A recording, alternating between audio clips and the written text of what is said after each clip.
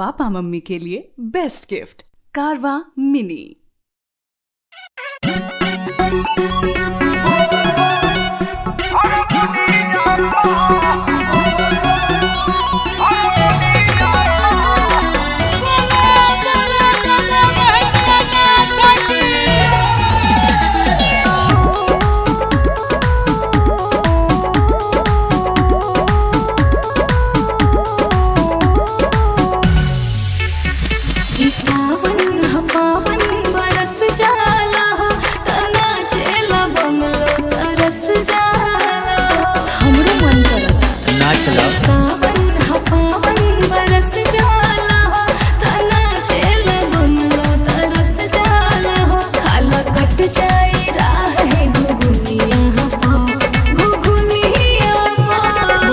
सुना ए बॉबी रात करे लगबू तू दुनिया को। अच्छा बोल बोल बोल दुनिया को करे लगबू तू दुनिया को।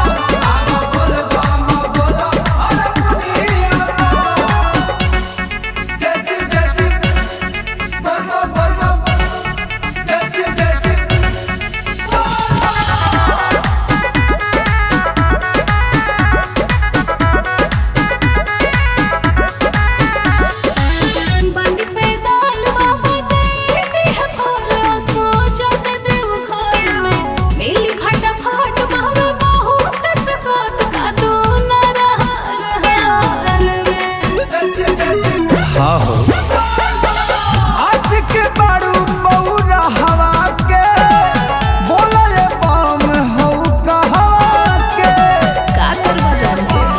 बता दरिक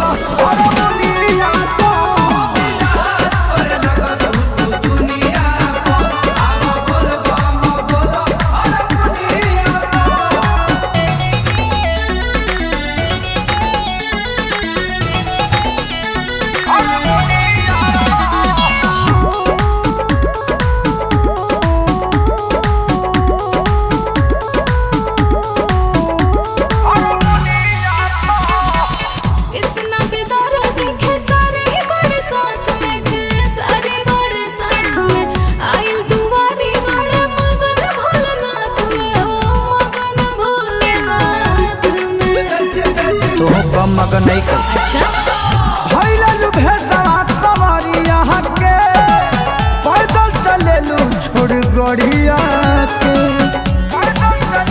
लेला ए बानी गंगा पनिया बहंगिया बहंगिया देखी हो चल ना गिरे ए बाबे रात करे लगबू तू दुनिया को। आवा बोल बोल दुनिया